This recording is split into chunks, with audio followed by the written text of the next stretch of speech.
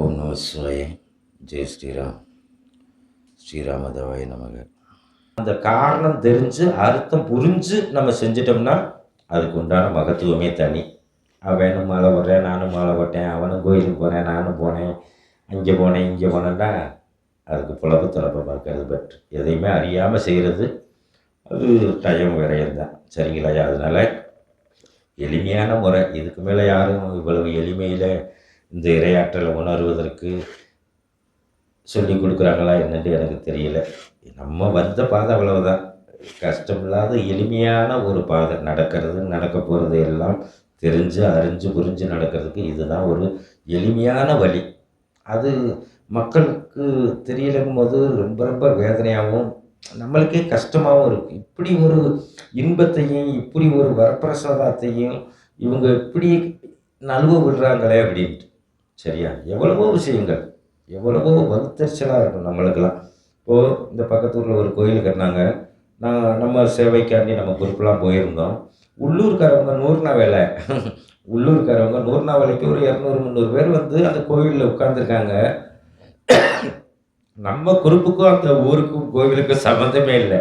அவங்க இந்த கொண்டாடுறாங்க திருவிழா, அவங்க இருக்க போகிறாங்க. அந்த 100 நாள் வேலையில் பார்க்குறவங்க நாங்கள் செங்கல்களை ஷிஃப்ட் பண்ணிக்கிட்டு இருக்கோம். இந்த லெக்கிலேருந்து இன்னொரு லெக்குக்கு எடுத்து போட்டுக்கிட்டு மண் செங்கல்லாம் அள்ளி போட்டுக்கிட்டு இருக்கோம். அவங்கள வந்து எடுத்து படைச்சோன்னா ஒரு சின்னம் வரமாட்டேங்குது. ஒரு 2 3 பேர், அந்த 200 300 பேரில் ஒரு 2 3 ஆத்தாக்க மாதிரி, அது வயசான பாட்டிகள் வந்து எடுத்து போட்டாங்க. மிச்சது எல்லாம் எனக்கு கை வலிக்கு கால் வலிக்கு உடம்பு வலிக்குன்ட்டு ஒதுங்கும்போது எனக்கெல்லாம் உண்மையிலேயே மனசுக்கு ரொம்ப ரொம்ப வகுத்தறிச்சலாக இருந்துச்சு. இப்படி ஒரு அல்வா சாப்பிட்றது மாதிரி, பிரியாணி சாப்பிட்றது மாதிரி, உங்களுக்கு என்ன விருப்பமோ அதை காட்டிலும் ஒரு தேனாமிரதம் சாப்பிட்றது மாதிரி இப்படி ஒரு அரிய வாய்ப்பு. வாங்க, நாங்கள் வேலை பார்க்குறோம்ல, நீங்களும் வந்து எடுத்து அந்த பூசாரியும் சொல்கிறாரு, ஏத்தா இவங்கெல்லாம் எந்த ஊருக்காரவங்களோ தா, யாரோ வந்து வெளியூர்லேருந்துலாம் வந்து வேலை பார்க்குறாங்கத்தா, நம்ம உள்ளூருக்கு கோயிலுக்கு தானேத்தா, நீங்கள் தானேத்தா சாமி கூட போகிறீங்க, வாங்கத்தான்ட்டு கெஞ்சுறாரு. போங்க பூசாரி அப்படிங்கிறது அதுங்க. அப்போ இதுக்கு மேலே ஒரு உச்சி சனியை உலகத்தில் இருக்கும். நீ திருவிழாவுக்கு போய் தேங்காய் வாழை உடைச்சதுனால பொத்துக்கிட்ட அருள் கிடைக்க போதா? அந்த ஒரு செங்கல் 200 பேர் இருக்காங்க, ஆளுக்கு 10 செங்கல் எடுத்து போட்டாக்கிட்டா சரியாக போச்சு. அன்னைக்கு வேலை 2000 கல் ஈஸியாக ஓடி போயிருக்கும். சரியா? நம்மளுக்கு என்ன அந்த பாக்கியம், அந்த புண்ணியம் அவங்களுக்கு கிடைக்கல, ஆண்டவன் நம்மளுக்கு தான் கொடுக்கணும்னு நினைக்கிறேன். அப்படிங்கும்போது நம்மளுக்கு அதுகளை நினச்சி வகுத்தரிச்ச நம்மளை நினச்சி கொஞ்சம் பெருமை. இப்படி ஒரு ஐயோ அவங்க வந்துட்டா சீக்கிரம் வேலை முடிஞ்சிருமே, அந்த இறை சக்தி ஆற்றல் கிடைக்காதேன்ட்டு நம்மளுக்கு வகுத்தரிச்சலாக இருந்துச்சு.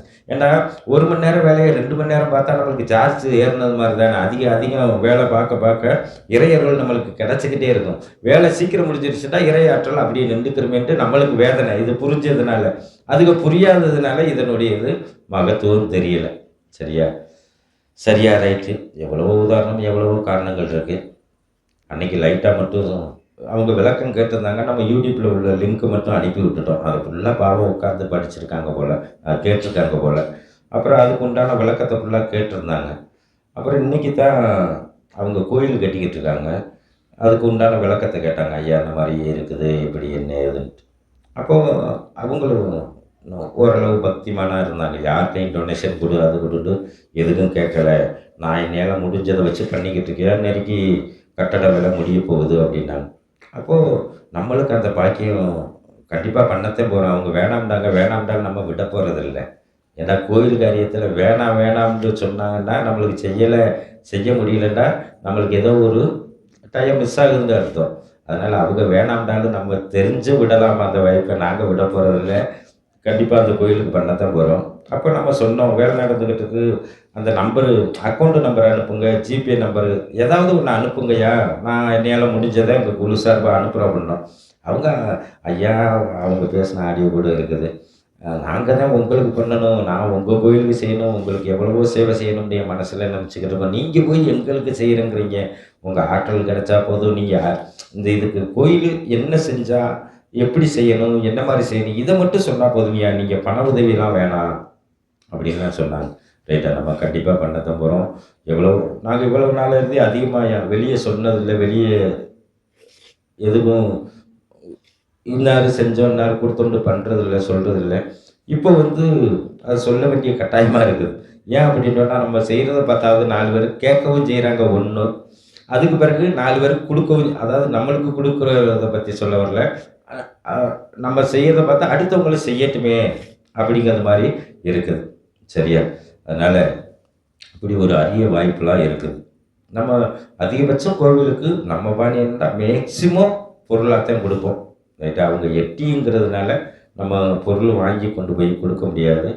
அநேகமா ஆண்டவன் கருணை கிடைச்சா கும்பாபிஷேகத்துக்கு போக இப்போ கூட மெசேஜ் அனுப்பியிருந்தாங்க. நீங்க டைம் குடுங்கய்யா, நீங்க சொல்ற டயத்துக்கே கும்பாபிஷேகம் வைப்போம். நீங்க வாங்க அது இருக்கு. நம்ம எங்கிட்டுக்கு இந்த ஆரணியிலேயும் அப்படித்தான். திருவண்ணாமலைக்கு பக்கத்துலேயும் ஒரு கோவில் நெருக்கி முடிய போகுது. அதுக்கு ஆண்டவன் கருணைனால நம்ம தான் அந்த மேப்பு, பிளான் எல்லாம் அனுப்பி விட்டோம். நெருக்கி வேலையும் முடிய போகுது. அது கிராமத்து கோவில் தான். வாலிபர் சங்கம் மாரி வாலிபர்கள் வந்து பயங்கரமான சிவபக்தர்கள். நெருக்கி இப்போ 1 1/2, 2 வருஷமா கோயில் வேலை நடந்துக்கிட்டே இருக்குது. அதுக்கும் முடிய போகுது நெருக்கி. சரியா? ஆண்டவன் வாய்ப்பு குடுத்தால் பார்ப்போம். போறதுக்கும், வர்றதுக்கும். சரியாய்யா? அதனால இப்படி ஒரு வாய்ப்புகள நழுவ விட்றாதீங்க. ஆலய பணி அப்படிங்கிறது அது ஒரு புதையல் மாரி. ஆலய பணிங்கிறது ஒரு புதையல் மாதிரி. ஆலயத்தில போய் உட்காருவதும் அதுக்கு நிகரானது தான். சரியா? அதனால மறந்துடாதீங்க. ஒரு 5 நிமிஷம், 10 நிமிஷமாவது ஒரு இறையாற்றலோட இருங்க. வீட்டில நீங்க கோயில் கோயிலா கூட அது உங்க விருப்பம். அப்படி இல்லாட்டி வீட்ல ஒரு 5 நிமிஷம், 10 நிமிஷம் அந்த இன்பத்த நான் எப்படி சொல்லி புரிய வைக்கிறதுன்னே தெரியல. எனக்கு பேச நிப்பாட்டவும் மனசு இல்ல. அவ்வளோ ஒரு ஆனந்தமா இருக்கு. மக்கள நெனச்சு ஆனந்த கண்ணீர் அழுகையா வருது. இப்படி ஒரு இன்பமா வாழ்றத விட்டுட்டு, இந்த மக்கள் ஏன் இவ்வளவு கஷ்டம், நஷ்டம் அப்படிங்கிறாங்க அப்படின்ட்டு. சரிங்களாய்யா? சரி ரைட். பார்ப்போம். நல்லத நினைங்க. நல்லது செய்யுங்க. முடிஞ்ச வரை இறையாற்றல உணருங்க. இந்த இப்போலாம் பாருங்க, சிறுவர்கள் தான் பூஜை பண்றாங்க. அதையெல்லாம் வீடியோ பார்த்தா கூட நம்ப மாட்டாங்க.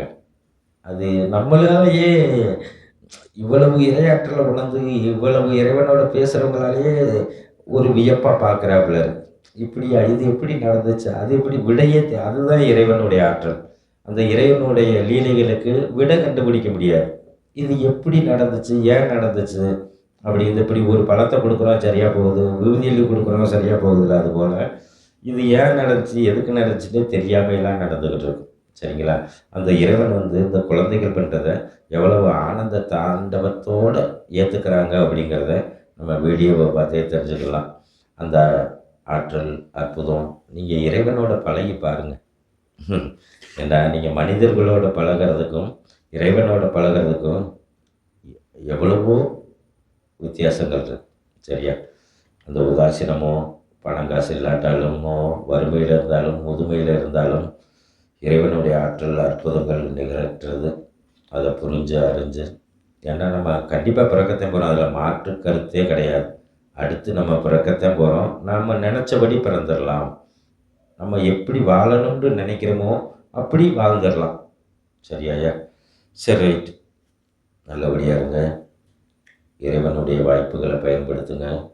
இறை சிந்தனைய நினைங்க. நம்ம சிந்தனைய அது காத்து போல பறந்து ஓடிரும். சரியாய்யா? சரி ரைட். இந்த நாமாவளிகள சொல்லுங்க. அந்த தெய்வ மந்திரங்கள சொல்லுங்க. இப்ப இன்னைக்கெல்லாம் இந்த சின்ன பிள்ளைங்க இங்க வந்து வேலை பார்க்குறாங்கன்னா, கண்டிப்பா அவங்களுக்கெல்லாம் மிகப்பெரிய மாற்றம் இருக்கும். ஏன்னா நம்ம சொல்றோம், என்னைக்கு குழந்தை விவரம் தெரியுதோ, அன்னைக்கிலேருந்து அவங்க கவுண்டவுன் ஸ்டார்ட் ஆயிரும். கவுண்டவுன்டா என்னது? நன்மை பிளஸ் தீமை பாயிண்ட் விழுந்துக்கிட்டே இருக்கும்.